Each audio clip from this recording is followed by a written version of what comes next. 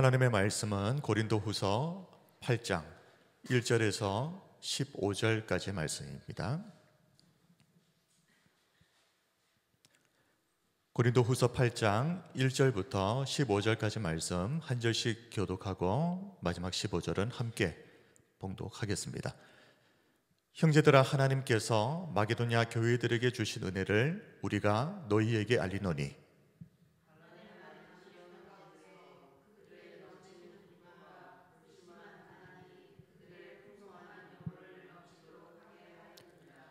내가 증언하노니 그들이 힘대로 할 뿐 아니라 힘에 지나도록 자원하여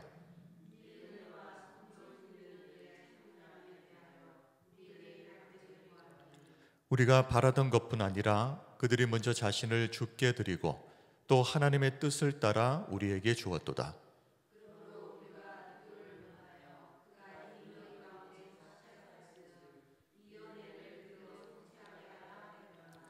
오직 너희는 믿음과 말과 지식과 모든 간절함과 우리를 사랑하는 이 모든 일에 풍성한 것 같이 이 은혜에도 풍성하게 할지니라.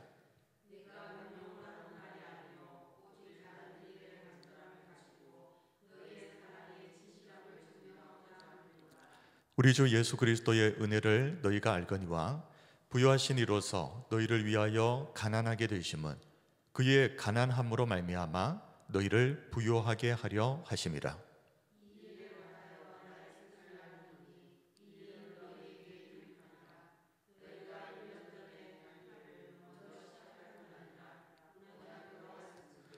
이제는 하던 일을 성취할지니 마음에 원하던 것과 같이 완성하되 있는 대로 하라.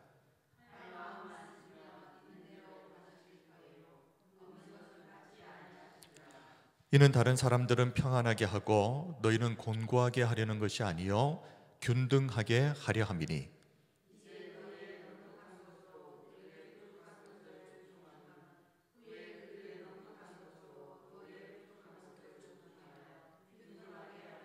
함께 하겠습니다. 기록된 것 같이 많이 거둔 자도 남지 아니하였고 적게 거둔 자도 모자라지 아니하였느니라. 아멘. 고린도후서 강의 10번째 시간입니다. 오늘 설교의 제목을 굳이 정한다면 균등하게 하려 함이라, 이 제목으로 정하고 싶습니다. 자, 오늘은 1절부터 5절까지 내용은 마게도냐 교회에 관한 내용을 언급하고 있습니다. 그리고 6절부터는 마지막 15절까지 고린도 교회에 관한 문제를 언급을 하고 있습니다. 왜 바울이 고린도 성도들에게 편지를 쓰면서 왜 먼저 마게도냐 교회에 관한 일들을 언급하느냐? 이 내용이 서로 연결이 되어 있기 때문에 그렇습니다. 다시 말하면 마게도냐 교회에 지금 이야기하고 있는 이 내용이 그대로 고린도 교회에 말을 해야 되는 내용과 연결이 된다 하는 것입니다. 자, 그러면 왜 제목을 균등하게 하려 함이라 라고 정했는지 지금부터 이제 좀 설명을 드리겠습니다. 자, 오늘 본문을 제대로 이해하기 위해서는 먼저 1절에서 말하고 있는 마게도냐 교회가 도대체 어디를 말하는 것인가 하는 것입니다. 1절에 형제들아, 하나님께서 마게도냐 교회들에게 주신 은혜를 우리가 너희에게 알리노니. 자, 여기서 마게도냐 교회란 마게도냐 교회라고 하는 하나의 교회가 있었다는 말이 아닙니다. 마게도냐 지역에 있는 교회들을 다 합쳐서 마게도냐 교회다 이렇게 부르는 것입니다. 사도행전 16장을 보시게 되면 바울이 소아시아 지역에서 복음을 전하려고 했습니다. 그런데 성경을 보시면 성령께서 바울을 막으셨다. 그래서 부르기아와 갈라디아 땅을 지나서 무시아를 거쳐서 어디로 가려고 했는가 하면 비두니아로 가려고 했습니다. 그런데 그때도 성령께서 막으셨습니다. 그래서 결국 무시아에서 비두니아로 가지 못하고 드로아라고 하는 곳에 가게 되는데 여기에서 바울이 밤에 환상을 보게 됩니다. 이 환상의 내용이 마게도냐 사람 하나가 서서 바울에게 손짓을 하면서 마게도냐로 건너와서 우리를 도우라 하는 환상을 본 겁니다. 이 환상을 통해서 바울은 하나님의 뜻이 소아시아 지역이 아니라 배를 타고 바다를 건너서 저 마게도니아 지역에 있는 사람들에게 복음을 전하는 것이구나. 이것이 하나님의 뜻이구나. 이것을 확신을 하고 지체하지 않고 드로아에서 배를 타고 마게도냐로 가게 됩니다. 자, 그런데 이 마게도냐의 첫 관문이 되는 성이 빌립보 성입니다. 그래서 이 빌립보 성에서 자주색 옷감 장사인 루디아를 만나서 루디아가 자신의 집을 교회로 개방을 하고 거기에서부터 마게도냐 지역의 첫 교회인 빌립보 교회가 시작됩니다. 자, 그리고 나서 그 후에 이어서 데살로니가 교회 또 베레아 교회가 계속해서 세워지는 겁니다. 지금 마게도냐 교회라고 하는 것은 이 마게도냐에 있는 빌립보, 데살로니가, 베레아, 기타 등등 이 지역 안에 세워진 모든 교회들, 이 교회 공동체를 합쳐서 마게도냐 교회라고 부른다. 이 부분을 먼저 짚고 넘어가셔야 됩니다. 자, 이 내용이 지금까지 말씀드렸던 이 내용이 사도행전 16장 6절부터 이렇게 쭉 기록이 되어 있습니다. 자, 그런데 바울은 이 마게도냐 교회에 하나님께서 은혜를 베풀어 주셨는데 두 가지 은혜를 베풀어 주셨다라고 말을 합니다. 2절을 보시면 환난의 많은 시련 가운데서 그들의 넘치는 기쁨과, 자, 여기서 끊으셔야 됩니다. 이것이 첫 번째 은혜입니다. 환난의 많은 시련 가운데서도 마게도냐 교회 성도들에게는 하나님이 주신 넘치는 기쁨이 있었다. 이것이 첫 번째 은혜. 두 번째 은혜는 극심한 가난이 그들의 풍성한 연보를 넘치도록 하게 하였느니라. 이것이 두 번째 은혜입니다. 극심한 가난 속에 시달리면서도 여기서 말하는 연보는 그때 당시 흉년을 맞아서 굉장히 어려움을 겪고 있었던 예루살렘 교회를 돕기 위한 구제 헌금. 이 구제 헌금을 어려운 중에도 가난한 중에도 넘치도록 풍성하게 작정을 해서 그것을 마련을 했다 하는 것입니다. 자, 그런데 이것이 두 가지 다 생각을 해보시면 이게 무슨 은혜입니까? 첫 번째는 극심한 환난을 겪었다는 거 아닙니까? 결국은. 그리고 극심한 가난을 겪었다는 것입니다. 그런데 환난을 겪으면서도 풍성한 기쁨이 넘쳤고 극심한 가난 속에서도 어려움에 처한 예루살렘 교회를 돕기 위해서 구제 헌금을 풍성하게 작정했다. 자, 이게 왜 은혜인가? 환난 중에 주시는 기쁨이 왜 은혜이겠습니까? 자, 먼저 환난 중에 기쁨이라는 것이 어떤 의미인지에 대해서 좀 우리가 살펴봐야 되는데요. 환난을 이기게 하는 힘을 주셨는데 이 힘이 무엇이라는 것입니까? 기쁨이다 하는 것입니다.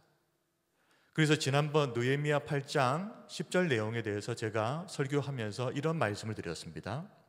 그때 당시 느헤미야가 선지자들을 세워서 하나님의 말씀을 백성들에게 선포하게 했죠.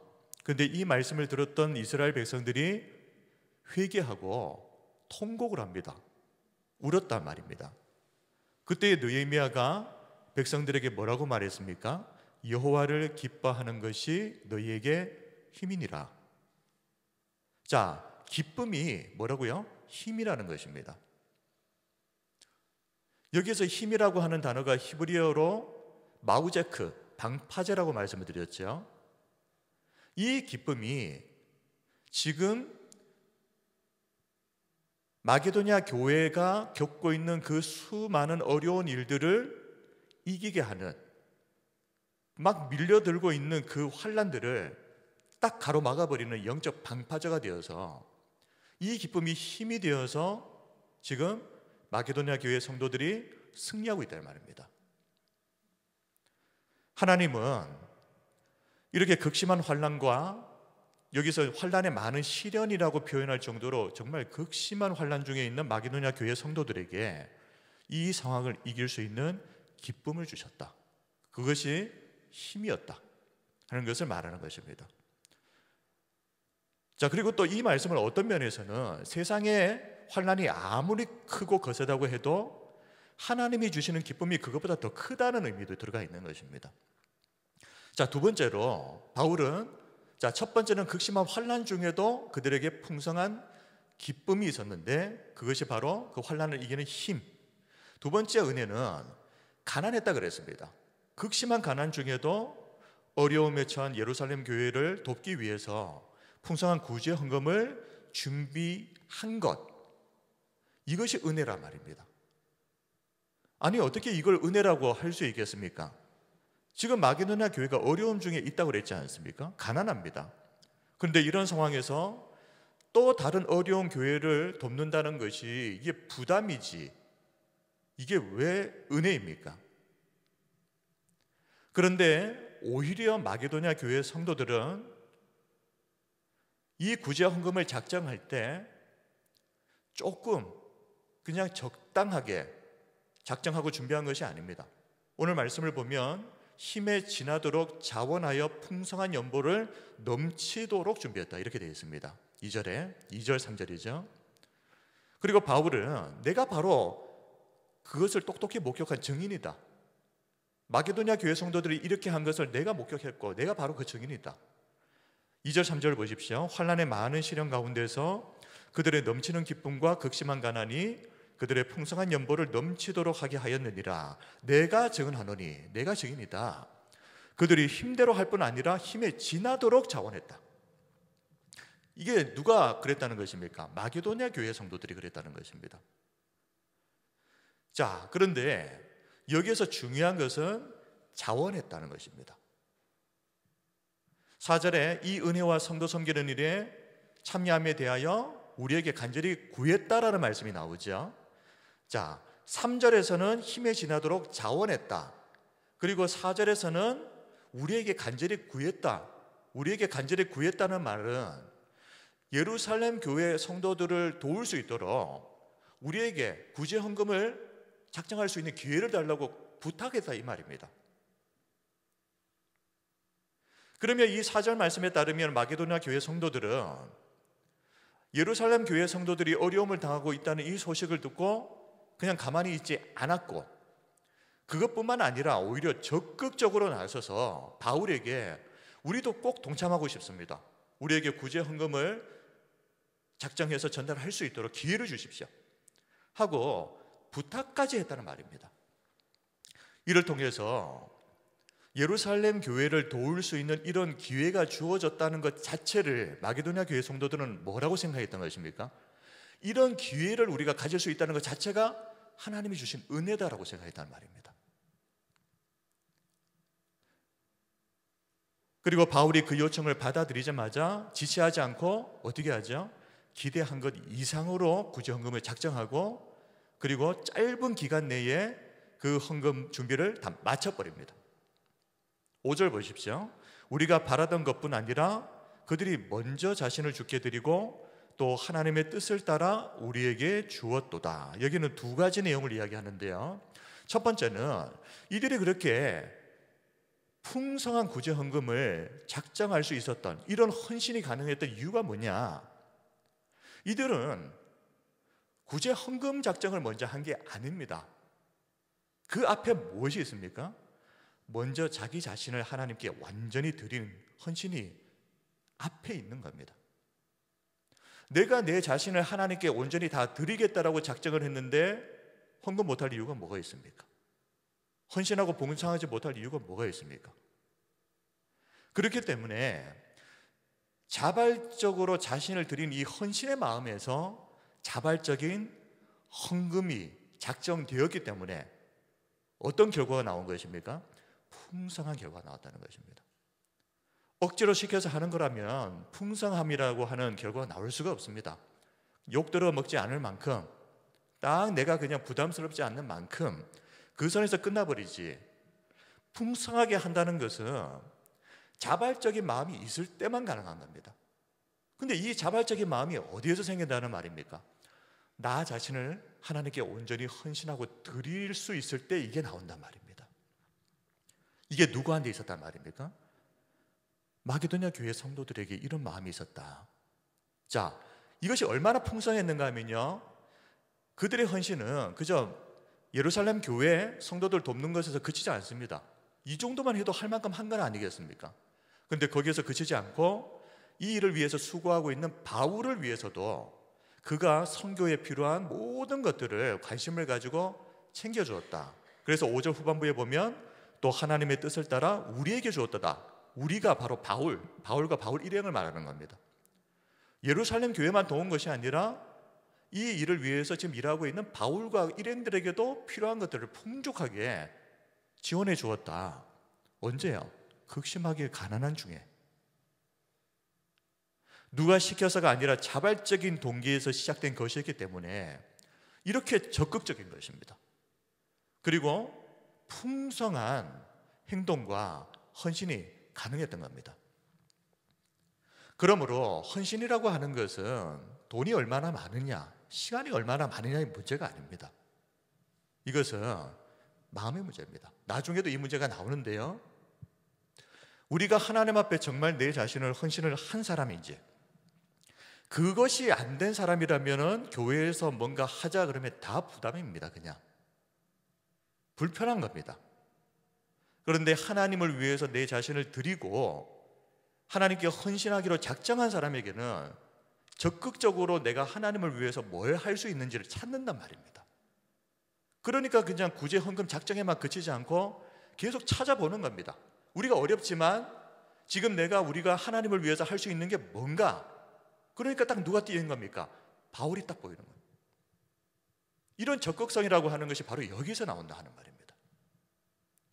자, 여기까지 5절까지가 마게도냐 교회에 관한 내용을 지금 바울이 누구에게요? 고린도 교회 성도들에게 지금 전해주는 겁니다. 마게도냐 교회에 이런 일이 있었다. 자, 6절부터는 이제 고린도 교회와 관련된 내용이 이제 본격적으로 언급이 됩니다. 이게 본론인 것이죠. 고린도 교회 문제를 이야기하기 위해서 지금 마게도냐 교회 문제를 먼저 언급을 한 겁니다. 그냥. 자, 그렇다면 6절을 보시면, 그러므로 우리가 디도를 권하여 그가 이미 너희 가운데서 시작하였은즉 이 은혜를 그대로 성취하게 하라 하였노라. 자, 그러므로 앞에 있는 내용과 이어진단 말이죠. 그러면 어떤 내용이 구체적으로 이어지겠습니까? 구제 헌금에 관한 내용입니다. 마게도냐 교회 성도들이 풍성하게 작정해서 다 마쳤던, 준비를 마쳤던 구제 헌금에 관한 내용을 그대로 이어서 지금 고린도 교회와 관련해서 이야기하고 있는 겁니다. 자, 그런데 우리가 디도를 권하여 이렇게 말했는데요. 자, 이 디도는 바울의 눈물의 편지를 고린도 교회에 전달하기 위해서 보내졌던 사람이라 그랬었죠. 그래서 디도에게 그 편지를 보내가지고 전달을 해가지고 나중에 빨리 만나기로 했는데 드로아에서 아무리 기다려도 안 오니까 바울이 어디로 갔다 그랬습니까? 마게도냐로 갔다 그랬지 않습니까? 거기에서 극적으로 만나게 되죠. 자, 그런데 이 디도에 또 하나의 임무가 있습니다. 첫 번째 임무는 이 편지를 전달하는 것이고, 두 번째 임무는 고린도 교회 성도들도 마게도냐 교회 성도들이 구제 헌금을 마무리한 것처럼 빨리 헌금 모금을 마무리시키는 것. 자, 그런데 이 은혜를 그대로 성취하게 하라 하였노라. 빨리 구제 헌금을 마무리 지으라, 이 말입니다. 작정만 해놓고 지금 진행이 안 되고 있으니까 고린도 교회가.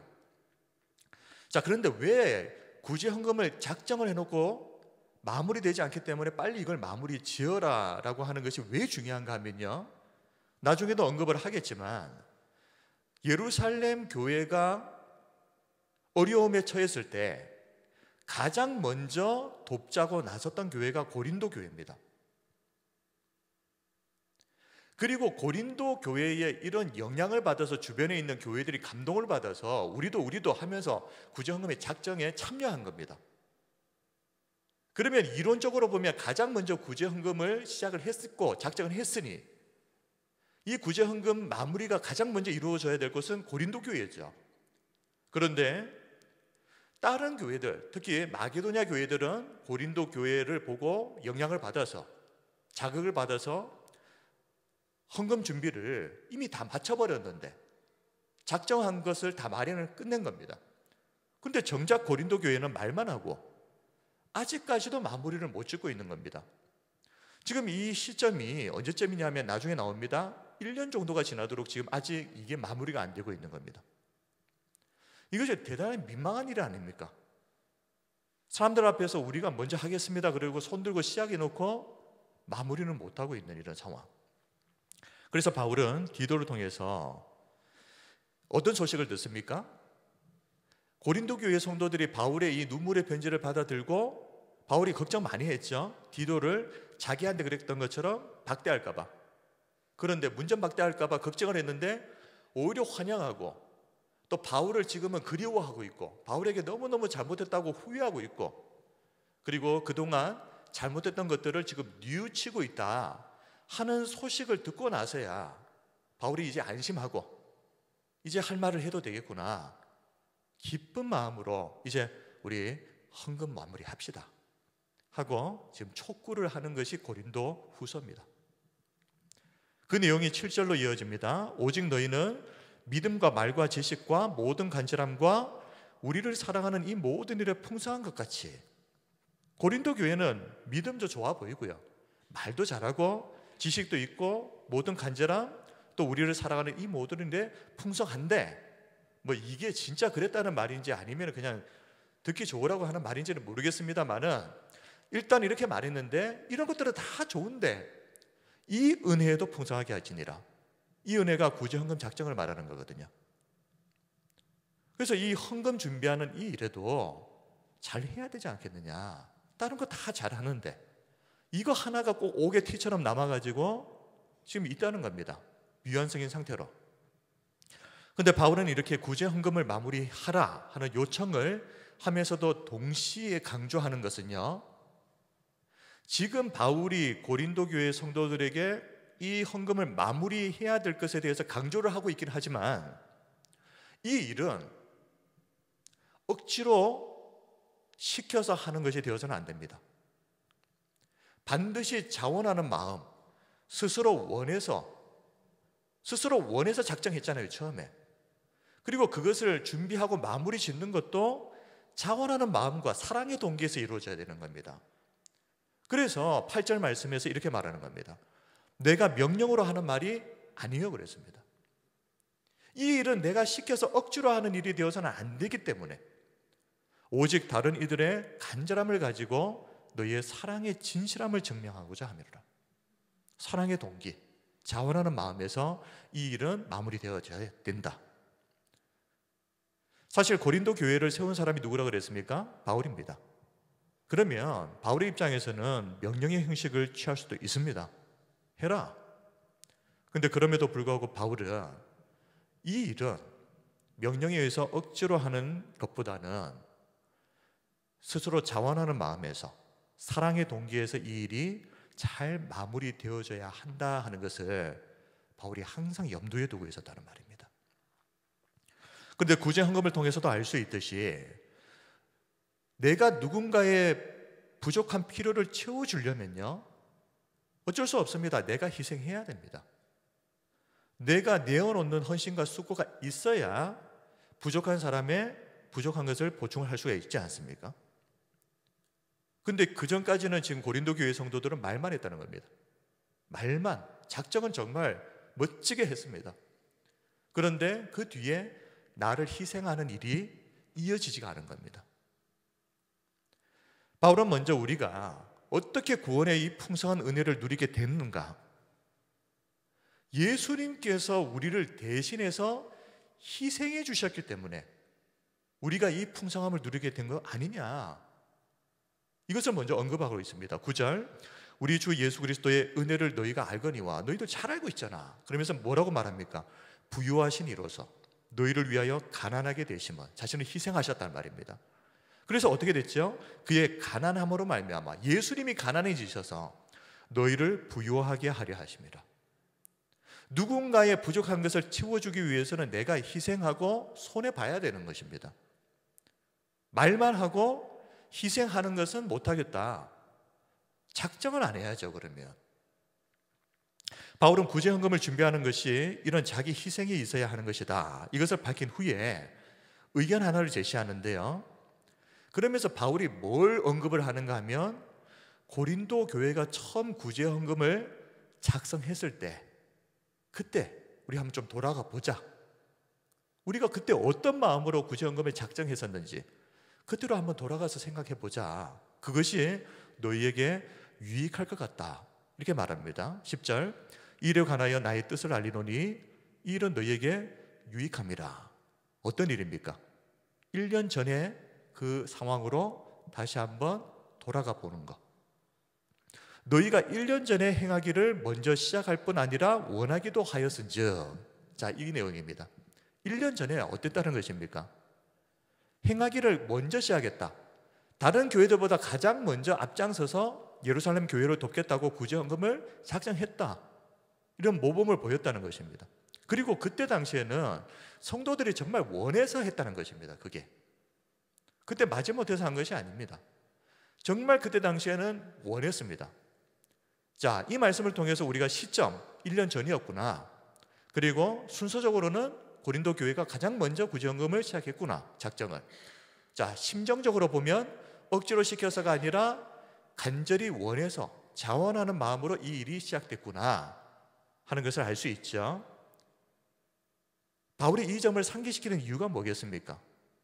1년 전에는 이랬는데 지금은 아니라는 말입니다. 시간이 지나면서 그 초심을 잃어버렸습니다. 그때의 마음을. 바울은 이 일을 더 이상 미룰 일이 아니라고 생각하고 고린도 교회에 더 이상 미루지 말고 이제 하던 일을 성취하라. 구제 헌금 작정을, 그리고 작정이 아니죠, 마련을 마무리 지으라 하고 권면을 하는 내용이 11절입니다. 이제는 하던 일을 성취할지니 마음에 원하던 것과 같이 완성하되, 그리고 있는 대로 하라. 두 가지 내용이죠. 한 가지는 마무리해라. 그리고 두 번째로는요, 있는 대로 하라라는 말씀이 뭐겠습니까? 고린도 교회 성도들 하나님께서 없는 거 내어놓으라고 하는 게 아니란 말입니다. 할 수 있는 만큼 가지고 있는 거 가지고 하라는 것입니다. 하나님이 너희들에게 없는 거 내어놓으라고 쥐어짜는 분이 아니라는 말입니다.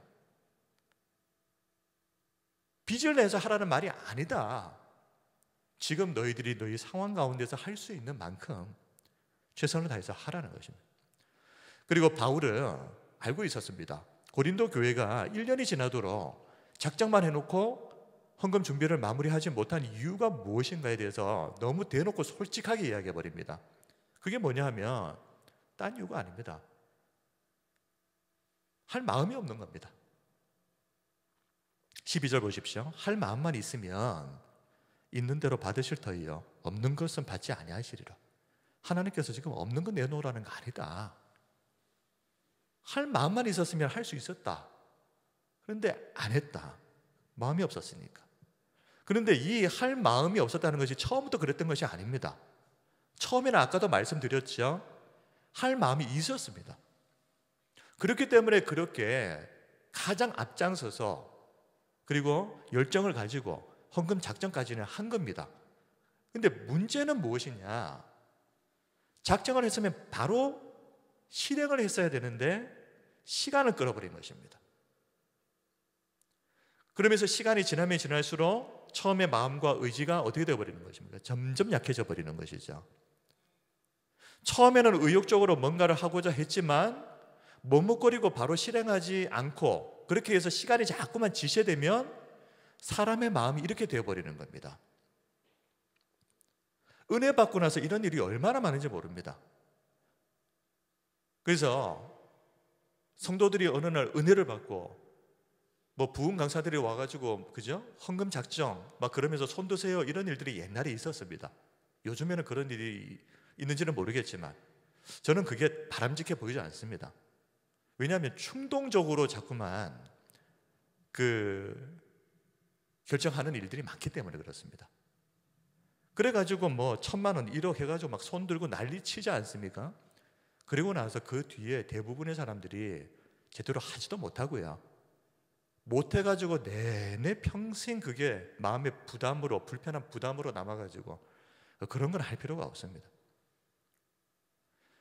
그런데 뭔가 기도하고 이것이 꼭 필요한 것이구나, 이것이 하나님의 뜻이구나라는 분명한 결론을 가지고 결단을 한 것이라면 시간을 미루면 미룰수록 손해입니다.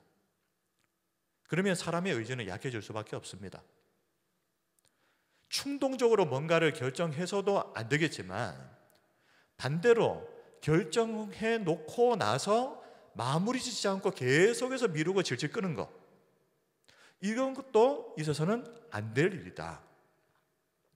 만약 이런 일들이 계속해서 반복된다면 그 사람은요, 하나님 앞에서도 사람 앞에서도 믿고 신뢰할 수 없는 사람이 되어버립니다. 말밖에 없는 사람, 말은 해놓고 지키지 않는 사람, 실없는 사람이 되어버리는 것이죠. 바울이 이렇게 고린도 교회 성도들에게 작정했지 않느냐, 그러면 빨리 헌금 마무리를 지으라, 이러면 성도들 중에 어떤 사람들은 이런 생각할 수 있습니다. 안 그래도 힘든데 왜 이렇게 부담 주느냐, 아니 사람이 약속을 아무리 했다고 해도 상황에 따라서 지키지 못할 수도 있지 않느냐, 분명 그런 생각하는 사람이 있을 수 있을 겁니다. 그런데 왜 그렇게 됐겠습니까? 아마 그 헌금 작정했던 그때 당시에는 할 수 있었던 상황이었을지도 모릅니다. 근데 계속 시간만 질질 끌다가 뒤에 가서는 이제는 못할 상황이 되어버리는 그런 상황이 되어버렸을 수도 있지 않겠습니까? 그 시간만 안 끌었으면, 미루지만 않았으면 일어나지 않았을 일을 스스로가 자처했을 수도 있다, 이 말입니다. 그리고 바울은 이것이 성도들에게 오해가 되질 않기를 원했습니다. 이 성도들이 잘못 이제 오해하는 것이죠. 13절 보십시오. 이는 다른 사람들은 평안하게 하고 너희는 공고하게 하려는 것이 아니요, 그랬습니다. 너희들 다른 사람은 그냥 평안하게 하고 너희들은 고생해라, 그런 의미가 아니다. 그러면 무엇입니까? 바울이 말하고자 하는 의도가 무엇입니까? 균등하게 하려 함이니. 오늘 제가 서두에서 오늘 설교의 제목을 굳이 정한다면 균등하게 하려 함이라. 자, 이 내용이 오늘 핵심입니다. 지금 사도 바울은 안 그래도 어려운 고린도 교회 성도들에게 부담 주고 힘들게 하고 어렵게 만들려고 하는 것이 아니라 바울이 말하고자 하는 것은 균등하게 하는 것입니다. 균등이 무엇입니까? 어떤 사람은 재산이 이렇게 많고 어떤 사람은 재산이 이렇게 없고, 조금 더 쉽게 설명하면 어떤 사람은 먹을 것이 너무 많아서 그냥 갖다 버리고 다 먹지 못해서, 어떤 사람은 살아남는데 생존에 필요할 만한 양식도 없어서 굶어서 죽어가고, 이 상태를 어떻게 균등하게 만들 수 있습니까? 남아서 먹고 버리는 사람이 그것을 버리지 말고 가난한 사람들에게 보충을 해주게 되면 어떻게 되는 것입니까? 균등하게 되는 것 아닙니까? 지금 바울이 말하는 균등하게 하려 합니다. 14절, 이제 너희의 넉넉한 것으로 그들의 부족한 것을 보충함은, 자, 이것이 균등하게 만드는 방법입니다. 너희의 넉넉한 것을 가지고 다른 사람의 부족한 것을 보충해 주면서 균등함이라고 하는 게 이루어진다는 말입니다. 후에 그들의 넉넉한 것으로 너희의 부족한 것을 보충하여 균등하게 하려 함이라. 자, 그런데 여기서 보십시오. 지금 어떤 부유한 사람이 여유가 있어서 그 여유를 가지고, 여유 자금을 가지고 지금 당장 생존이 안 되는 부족함 속에 있는 사람을 보충을 해줬습니다. 그래서 균등하게 됐잖아요. 근데 바울이 말하는 것은 그게 끝이 아닙니다.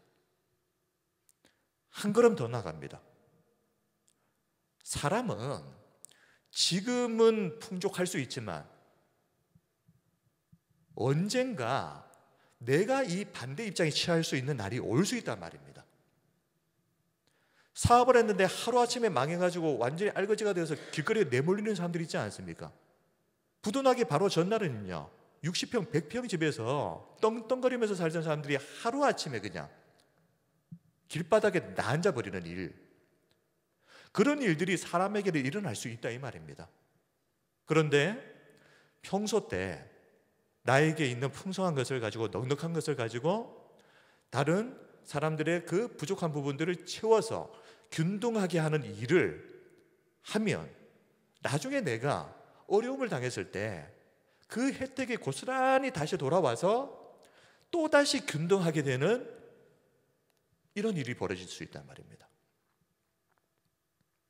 그래서 사도 바울은 이 균등에 관해서 말하기 위해서 무엇을 언급하는가 하면 마지막 15절을 보면 만나 사건을 언급하는데요, 기록된 것 같이, 이 기록된 것은 출애굽기 16장의 이 만나 사건입니다. 많이 거둔 자도 남지 아니하였고 적게 거둔 자도 모자라지 아니하였느니라. 자, 우리가 잘 알고 있는 대로 하나님께서 만나를 내려주셨을 때 많이 거둔 자나 적게 거둬들인 자나 모두가 배불리 먹었습니다. 아침에 귀찮아 가지고 안 일어나서 안 나가서 안 거두면 모르겠지만 모든 사람들에게 자기가 원하는 만큼 거둘 수 있는, 근데 단 하루에 하루 먹을 만큼만 딱 거두라고 그러셨죠. 저축을 해놓고 어디다 쌓아놔봐야 그 다음날 지나면 다 썩어서 못 먹게 되어버립니다. 이것을 통해서 하나님께서는 날마다 하나님 의지하도록 시스템을 그렇게 만들어버리신 겁니다, 광야에서. 자, 그런데 중요한 것은 광야에서 하나님이 만나를 주셨을 때 균등했다는 겁니다. 어떤 누구도 부족해서 못 먹는 사람이 없었다. 잘 들어보십시오. 이제 중요한 내용을 이야기합니다. 오늘날은 만나가 없습니다. 혹시 우리 성도님들 새벽기도 마치고 나가셔가지고 만나 거둬서 집에 가지고 가셔서 막 드시고 안 그러시죠, 그죠? 그러면 신약시대의 만나가 무엇이겠습니까? 바로 성도들입니다. 하나님은 성도들이 사랑을 통해서 좀 많이 가진 사람이 적게 가진 자들에게 나누어 주면서 신약시대의 만나의 사명을 감당하게 하셔서 균등하게 하는 이 사명을 성도들에게 주셨다는 것입니다. 그러므로 균등하게 하는 것은 하나님께서 지금 오늘날 만나를 내려주셔서 하시는 사역이 아니라 이 땅에 은혜 받은, 구원받은 이미 있는 성도들을 통해서 이 성도들이 사랑을 가지고 나누는 이 사역을 통해 가지고 신약시대의 만나 사역을 통해서 균등하게 하시는 그 구약의 사건을 성도들을 통해서 지금 하고 계신다는 말입니다. 말씀을 정리하겠습니다. 오늘은 균등하게 하려 함이라 하는 주제로 말씀을 살펴보았습니다. 바울은 가장 먼저 구제헌금 작정했던 고린도 교회 성도들에게 예루살렘 교회를 위한 구제헌금 마련을 조속히 마무리할 것을 권면하면서 처음에 사모하는 간절한 좋은 마음으로 시작됐던 이 일이 시간을 끌어버리고 지체되면서 마음도 잃어버리고 의지도 잃어버리고 초심을 잃어버리면서 결국 1년이 지나도록 마무리되지 않는 이것에 대해서 마게도니아 교회 성도들은 뒤늦게 작정을 했음에도 불구하고 이미 벌써 다 마무리 지었는데 결국 이게 무슨 문제겠느냐? 마음의 문제다. 이것은 얼마나 내가 많이 가지고 있느냐 없느냐의 문제가 아니다. 마음의 문제이고 마음이 있어도 시간을 지체해버리면 그 마음조차도 약해져 버린다. 그러므로 하나님 안에서 결단한 것들, 이것이 정말 꼭 필요한 일이라고 생각을 하고 결단한 것이라면 즉시 행하라는 것입니다. 이렇게 시간 끌지 말라는 겁니다. 바울은 하나님께서 고린도 교회 성도들에게 이렇게 구제 헌금에 참여하게 한 것이 바로 균등하게 하고자 하는 하나님의 이 놀라운 섭리와 계획 안에서 이루어진 일이다. 하나님은 성도들을 이 땅의 신약의 만나로 사용하기를 원하신다. 그러므로 우리가 이 사실을 깨닫는다면 억지로가 아니라 자원하는 마음으로 해야 하고 자원하는 마음에서 적극적인 그리고 풍성함이라고 하는 열매가 맺힌다. 하나님은 오늘날 만나가 아니라 성도들에게 균등하게 하는 이 사명을 맡기셨습니다. 우리 성도 여러분, 신약시대에 만나가 되시기를 바랍니다. 이런 일을 하려면 필연적으로 나는 희생해야 됩니다. 그리고 내어놓는 수고와 헌신이 반드시 있어야 됩니다. 그런데 한번 생각해 보십시오.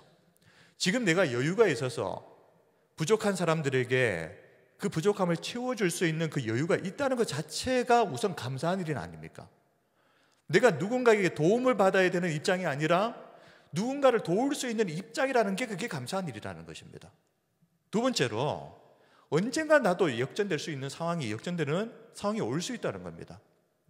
지금 우리가 넉넉할 때 하나님의 말씀 안에서 나누었던 모든 것들은, 그래서 균등하게 했던 그 모든 사역들은 나중에 내가 어려움을 당할 때 또 다른 사람들을 통하여서 다시 균등하게 하는 이 만나의 사역으로 나에게 그대로 고스란히 돌아오게 될 겁니다. 우리가 하나님 안에서 신약시대의 이 만나의 사역을 함께 잘 감당해서 이제는 이 사역이 교회를 넘어서 내 가정을 먼저 넘어야 되겠죠. 그리고 교회를 넘고 지역을 넘어서 정말 하나님께서 우리에게 허락하신다면 더 많은 사람들에게 더 넓은 지역, 하나님께서 맡겨주신 이 귀한 신약시대의 만나의 사명을 감당하는 그런 교회로 저와 우리 성도님들이 다 세워지는 은혜가 있었으면 좋겠습니다. 오늘도 하나님 앞에서 다시 한번 결단하면서 하나님께서 나에게 말씀하시는 것이 있다면 지체하지 않고 하나님 앞에 순종할 수 있는 믿음의 결단이 오늘 밤에도 일어나게 하시고, 쓰지도 못할 것 모아두다가 가져가지도 못하고 그런 어리석은 인생이 아니라 하나님이 주신 것을 잘 사용하고, 그래서 하나님 앞에 부끄럽지 않은 모습으로 우리가 설 수 있도록 하나님의 뜻이 무엇인지 구하는 저와 우리 성도님들 다 되시기를 주님의 이름으로 축원드립니다. 이제 우리 함께 기도하겠습니다. 오늘 주신 말씀 기억하시면서 하나님 우리를 이 시대에 만나의 사역을 감당하는 하나님의 사람들로 세워주시고, 하나님의 뜻이 분명하다면 지체하지 않고 머뭇거리지 않고 하나님의 말씀에 순종해서 우리를 통해서 흘러가게 해 주옵소서. 그래서 균등해지는 역사, 기적들이 일어나게 해 주옵소서. 우리 기도해 주시고 오늘 교회를 위해서도 기도해 주시기 바랍니다. 하나님, 이 교회에 하나님께서 우리 성도들 정말 말씀을 전하고 전도하고 주변에 있는 많은 사람들에게 복음의 생명을 전하는 이 귀한 사역 잘 감당할 수 있게 해주셔서 우리 교회가 그냥 우리 교회만 건사하기에 바쁜 교회가 아니라 속히 많은 일들을 감당할 수 있는 교회로 세워질 수 있도록 하나님 우리에게 복음 전도의 사명 잘 감당케 해주옵소서. 우리 또 여러 가지 문제들, 나라와 민족을 위해서 기도해 주시고 이 나라 안정을 빨리 되찾고 잘못된 것들이 바른 방향을 제대로 잘 잡고 하나님 안에서 이 나라가 잘 세워져서 정말 주님이 세계 선교의 완성을 위해서 사용하시는 나라가 될 수 있도록, 그리고 우리 가정의 문제들, 개인의 문제들, 기도 제목 가지고 하나님 앞에 기도하며 나가도록 하겠습니다. 은혜와 사랑이 풍성하신 우리 하나님 아버지, 오늘도 하나님 앞에 나와 기도하는 사랑하는 주의 성도들에게 은혜를 베풀어 주시고, 오늘도 주의 말씀을 붙잡고 기도할 때 주님의 뜻이 무엇인지 명확하게 분별되어지는 이 시간 되게 하여 주시옵소서. 아버지 하나님, 이 시대에 우리가 신약시대의 만나가 되어서 부족한 자들에게 흘려보내고 채워주어서 하나님의 그 균등하게 하시는 그 사명을 감당하는 우리들이 되기를 원합니다.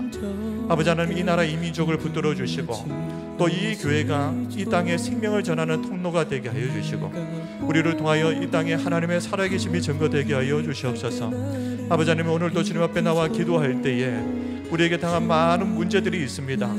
하나님 앞에 내어놓고 기도할 때 아버지 하나님, 길을 여시고 우리에게 문을 여시는 하나님의 놀라운 기적들을 맛보게 하시고 우리에게 길을 내실 분, 생명을 주실 분은 하나님밖에 없음을 고백하며 믿음으로 이 시간 주님의 이름을 부르며 기도하는 이 시간 되게 하여 주시옵소서. 온 마음을 다하여 전심으로 하나님을 찾고 구할 때에 이 시간 우리에게 생명이 임하기를 원합니다. 하나님의 은혜가 임하기를 원합니다. 주여, 이 나라 이 민족을 불쌍히 여겨주시고 속히 회복되어지고 안정을 되찾게 해주셔서 아버지 하나님, 세계 선교의 완성을 위해서 거룩하게 아름답게 쓰여지는 나라로 다시 한번 세워지게 하여 주시옵소서. 모든 성도들과 교회들이 하나님 앞에 회개하고 다시 한번 하나님 앞에 바르게 설 수 있도록 주여 우리를 붙잡아 주시옵소서.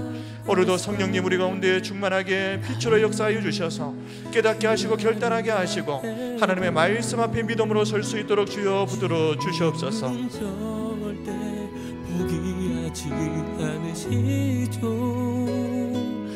내가 모든 걸 포기할 때 나를 일으키죠. 주님은 나를 너무도 나를 영원히 나를 사랑하죠. 주님은 절대 포기하지 않으시죠. 내가 모든 걸 포기할 때 나를 일으키죠.